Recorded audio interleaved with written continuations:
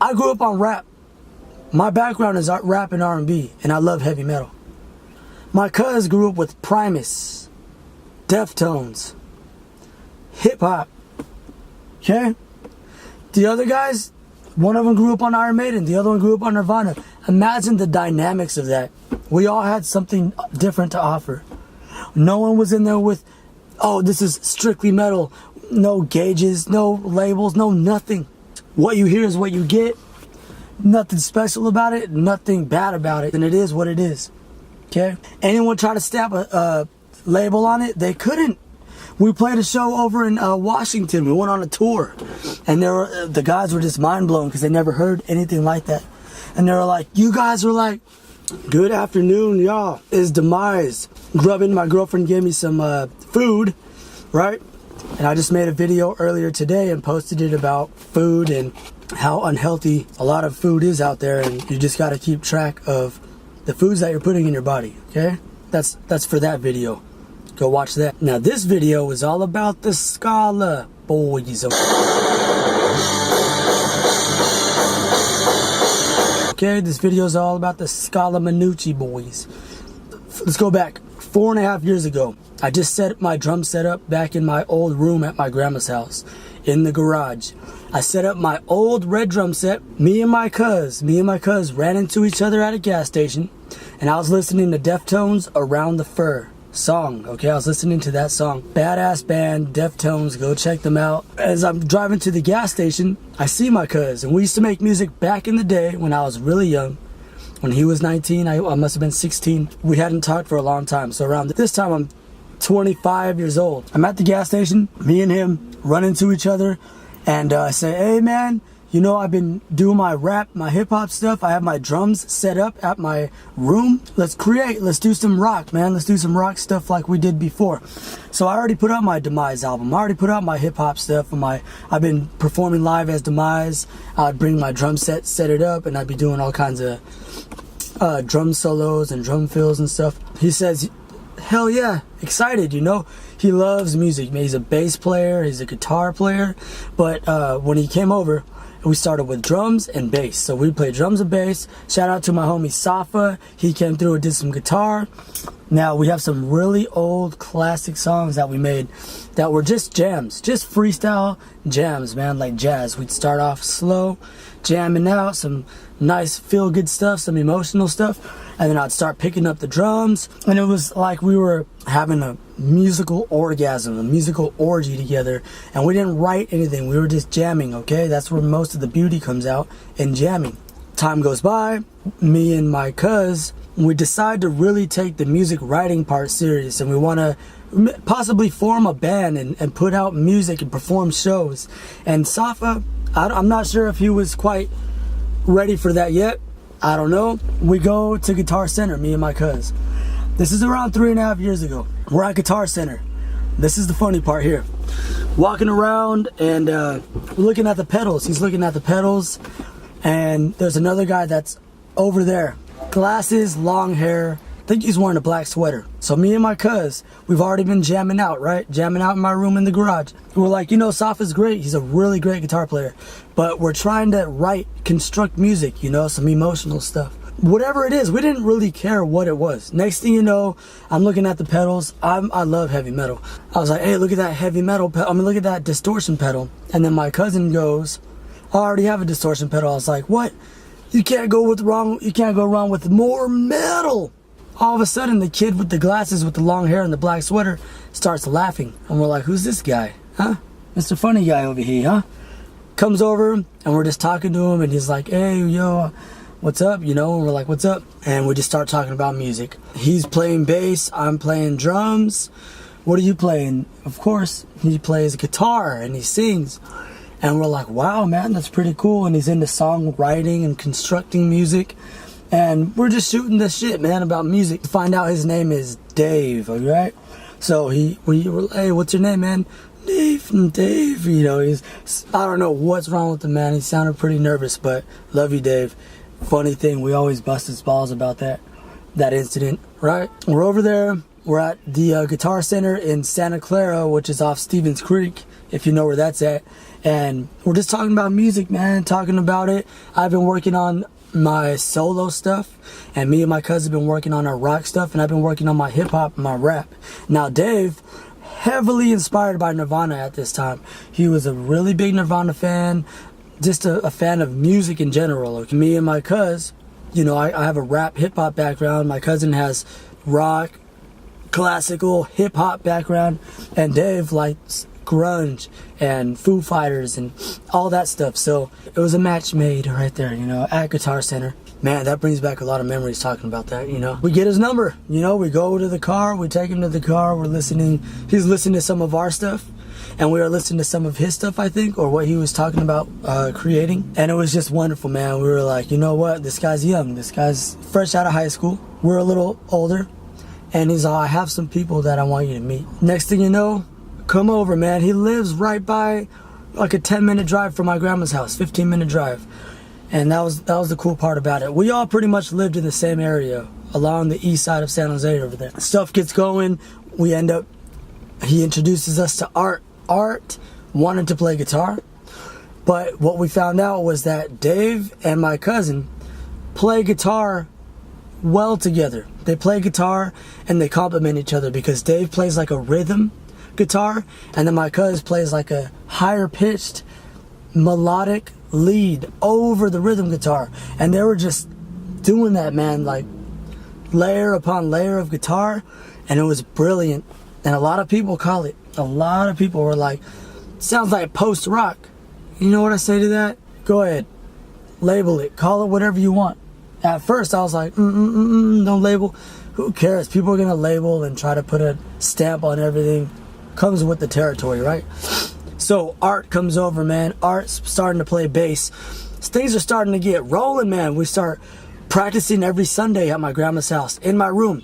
I take out my bed, I set up the drums. I'm like, I'm sleeping on the floor for this music thing, man. For this music, I will sleep on the floor. For this music, I will change and convert my whole room into a little mini rehearsal space / studio. Let's do it, let's go. That's how much it's do or die when it comes to music. I'm like, you know what? Let's go all in, chips all in, let's go.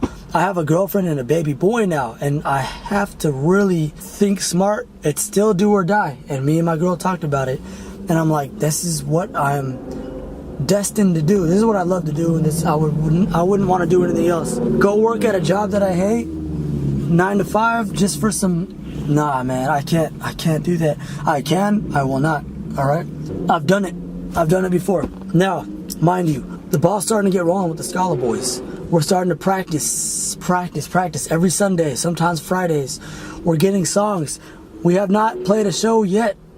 Next thing you know, house party in Saratoga, California. Bands always play there. And they said, hey, because my cousin is cool with the owners of the house or whatever. Man, you guys want to open up, man? You guys want to play here at this house? And that house, they're known for having good bands at that house, you know, parties, music. We don't make party music. We don't make covers. We don't play cover songs. We don't make happy, holly jolly pop garbage, right?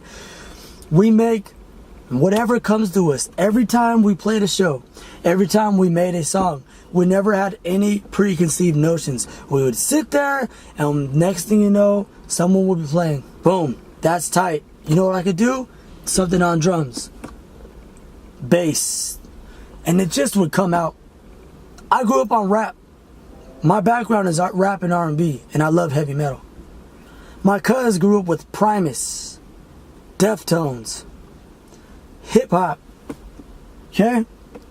The other guys, one of them grew up on Iron Maiden, the other one grew up on Nirvana. Imagine the dynamics of that. We all had something different to offer. No one was in there with, oh, this is strictly metal. No gauges, no labels, no nothing. What you hear is what you get. Nothing special about it, nothing bad about it. And it is what it is. Okay? Anyone try to stamp a label on it? They couldn't. We played a show over in Washington. We went on a tour. And the guys were just mind blown because they never heard anything like that. And they were like, you guys were like Pink Floyd meets Led Zeppelin, meets some alternative, meets some new, meets some, and we're just like, keep going, keep going. After that, at the end of it all, we're just like, thank you, man. That is so nice to be compared to such bands like that. Because those are classics. Those are legends in the music world. We're not trying to copy anybody. We're just taking everything that we've learned and everything that we've listened to and not copying it, but just learning, absorbing it, and the emotions coming out. Our music would be perfect for movies. Perfect for movies. Because the dynamics and the ups and downs of it all, like my cousin says, the crescendos, it goes like this and it just skyrockets up to a beautiful peak and then back down. Then it goes left and then it goes right and then it goes everywhere. Just some amazing stuff, and I'm so glad to be a part of the Scala boys. And right now it sucks because to be in a band, to me, at first, I was like, it's going to be like a relationship. It's going to take dedication. I don't think I'm ready for that. Being in a band is not easy. And we didn't even call it a band. We called it more like a brotherhood, because we didn't go, yeah, we're in a band. We're just like, hey, we love making music, and let's get together these days, or let's create music. I guess that's what a band is, right? I guess that's what you can call a band. But we all brought something different and unique to the table, and that's one thing that I like. We played shows in Santa Cruz, we played shows in San Francisco, we played shows in Santa Clara, San Jose, Washington, Spokane, Washington, Seattle. You know, we went on a tour, man. We went up the coast. We went from San Jose, California, where we live, and we went all the way up, 16-hour drive. That's brotherhood. 16-hour drive, rented the minivan, did what we had to do. We all split the motel rent. We all split the cost of the rental. That's brotherhood right there. That's what bands do. And it was tough, you know. I did not think it would be possible for someone like me to be in a band, because, you know, I might be a little too angry here and there, and they dealt with my ass. They dealt with me being drunk all the time. They dealt with me being an asshole. You know, they got into an argument, Dave and my cuz. They got into an argument, and we'll call this the dildo argument, okay? The fight over the dildo. They thought it would be funny. My cuz and Art thought it would be super, super funny to buy a pink dildo that sticks to the wall, put it on his guitar for our first show, our first Scala show. And that's back when we were Catharsis. We used to be Catharsis. And we changed the name because there's like other Catharsis bands out there. Smart move, because Catharsis, it was a cool name, but good meaning, nah. And Dave flipped out. He didn't flip out like all crazy, but he was just like, no, I won't play. I won't go out there if you guys pull out a dildo. And one way I was like, that would be funny. To my cousin Art, they were like, that would be funny, hell yeah, you know, give something people to remember and laugh at. But in Dave's mind, he was like, this isn't a laughing matter, right? I mean, come on, he likes Nirvana and he likes that type of stuff and grunge music. There's a darker side, there's a deeper side, and we all like that darker music too. But it was, for my cuz, he's already played shows before. Dave has never played a show up until this point. So to him, he wasn't having it. And I was like, I'm on nobody's side. I thought it would be funny, but at the same time, that could give us a reputation for being a joke band or whatever. And I don't give a fuck about a reputation, but, you know, I was seeing it from both sides, and I said, you know what? We'll do the dildo gig another day. And we did in Santa Cruz, and people loved it. Someone caught the dildo out in the crowd, and they threw it back at us. It was a shit show. We were faded, man. We were so drunk. We have not played in a long time. I don't even know if the Scala boys are still together. I don't know if we're together as a band. Dave's in Oregon right now. He's in Oregon. He's there doing his thing. Me and my cousin Art, we're doing our thing out here. And the Scala boys are on, we'll say, a hiatus right now. And that's the saddest thing, because we were always talking about how we can avoid that, and that would suck if that happened. And ultimately, it did happen. Right? It did happen. But we had the best times. We had some of the best experiences together. We played shows in Redwood City, in Seattle, Washington. We spent 16 hours in a car together. Spent a whole week in a motel together. I mean, those are things that you can never get back. And would I change it? No. Hell no. I would not change a single thing. I recorded so much, and they were always asking, why am I recording so much of the footage, and why am I always recording and have the camera on? Because that's going to capture moments that we can always look back. And look, now that we're on our hiatus or whatever, or we're broken up, not even, it wasn't official. It's just Dave left. I had my baby boy, and I don't want them to ever think that that's the reason why I slowed down. I haven't slowed down. Look, I've been putting out my Demise stuff all the time. It's just easier. It's hard being in a band, man. There's 4 different people. That's how it was with us. And all of us have to find the right time. All of us have to find somewhere in between our schedules. And that's the one thing about the Bay Area why I don't think a lot of bands can make it, because there's so many distractions. It's so expensive, and people have jobs. There's actually jobs out here. In other places, they might not have as many jobs, so they put all their focus and their income into music because that's their only way out. That's how I see it. That's how I see it, is that the music is the only way out for me.